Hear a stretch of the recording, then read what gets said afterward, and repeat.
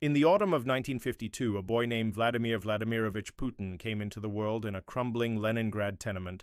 Born to a mother who scrubbed floors and a father hardened by the scars of war, he grew up in a city still haunted by the siege of Leningrad, where starvation and bombs had claimed countless lives. The communal apartment they called home was a maze of shared kitchens and whispered arguments where survival demanded grit. Young Vladimir was small, often overlooked, but his eyes burned with a quiet intensity. In the rough courtyards of Leningrad, he learned to fight, not just with fists, but with cunning. Sambo and judo became his refuge, transforming the scrawny boy into a black belt by his teens. Each throw, each calculated move, hinted at a mind already sharpening for battles far beyond the streets. Leningrad in the 1950s was a city of contradictions, proud of its Soviet might, yet scarred by loss. Vladimir soaked in tales of his father's survival in the war, dodging death as a soldier, and his mother's quiet resilience. School was a proving ground. He wasn't the brightest, but he was relentless. He devoured Soviet spy novels, dreaming of the KGB's shadowy heroes who outsmarted the West. At 16, he marched into the KGB's Leningrad headquarters, bold and naive, asking to join. The officer's reply was blunt: get a degree, preferably in law. So Vladimir set his sights on Leningrad State University, not out of love for books, but for a ticket to power.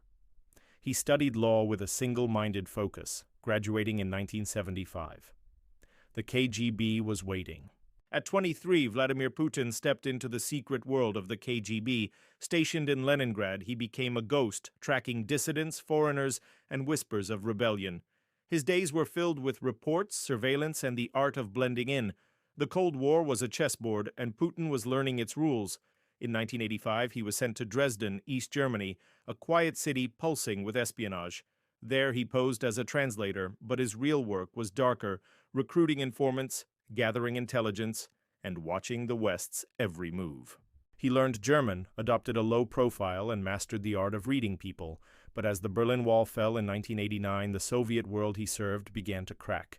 In Dresden, he burned classified files as angry crowds gathered outside, watching the collapse of everything he'd sworn to protect.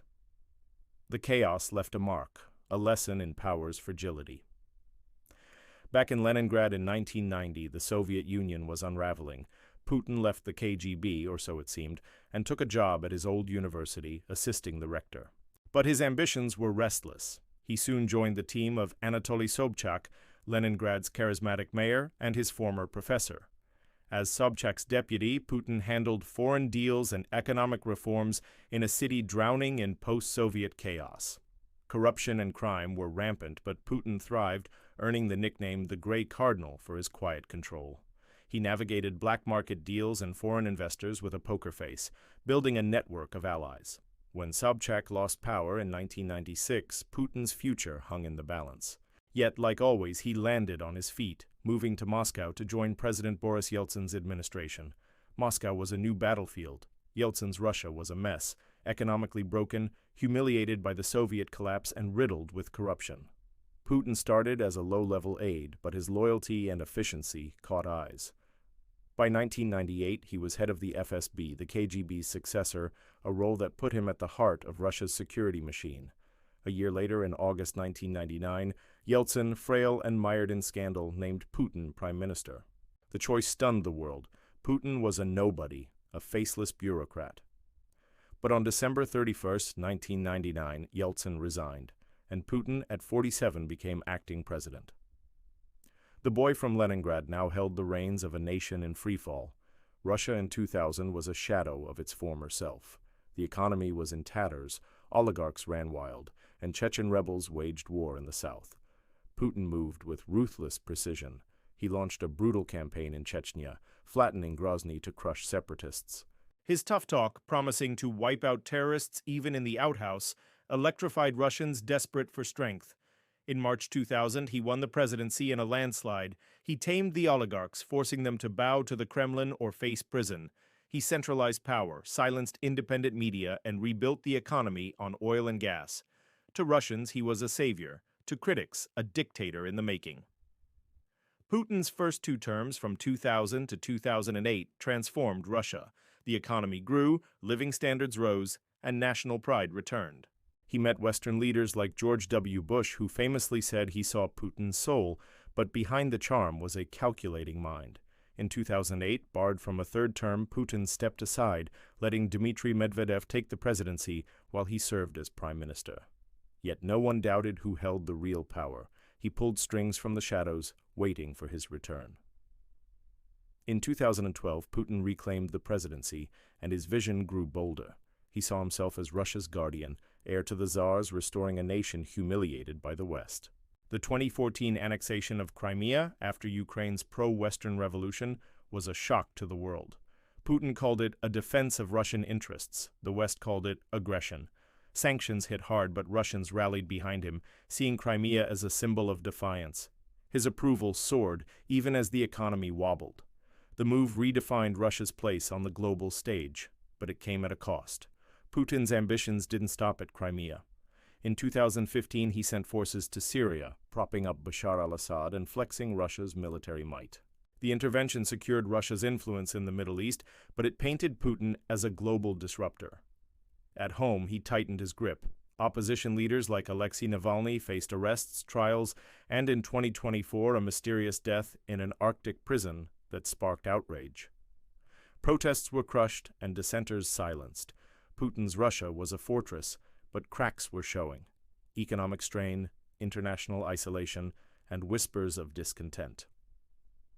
In 2022, Putin launched his most audacious move, the invasion of Ukraine. He called it a special military operation to protect Russian-speaking regions and counter NATO ES expansion. The world saw it as an unprovoked war. The conflict raged on, claiming countless lives and reshaping global alliances. Sanctions crippled Russia's economy, yet Putin remained unshaken, framing the war as a defense of Russia's soul. He spoke of historical destiny, invoking Peter the Great and the Tsars. But the war drained resources and questions grew. Was this his masterstroke or his greatest miscalculation? Putin's public image is a study in contrasts.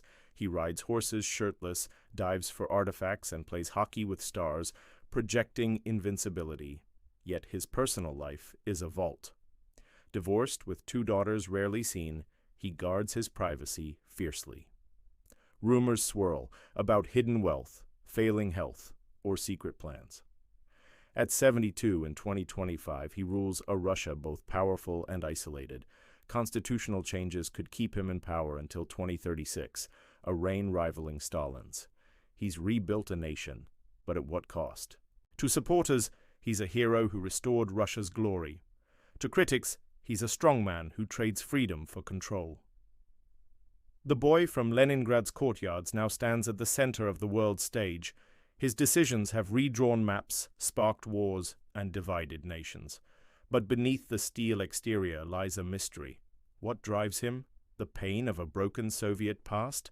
A vision of a Russian empire reborn? Or a fear of losing the power he's fought for? Vladimir Putin's story is a saga of survival, strategy, and ambition. From a crumbling apartment to the Kremlin's golden halls, he's shaped a nation and challenged the world. Yet, as the future looms, one question remains. What will his legacy be? A Russia triumphant, or a dream too heavy to carry? Subscribe and hit the bell to unravel more epic tales that shape our world.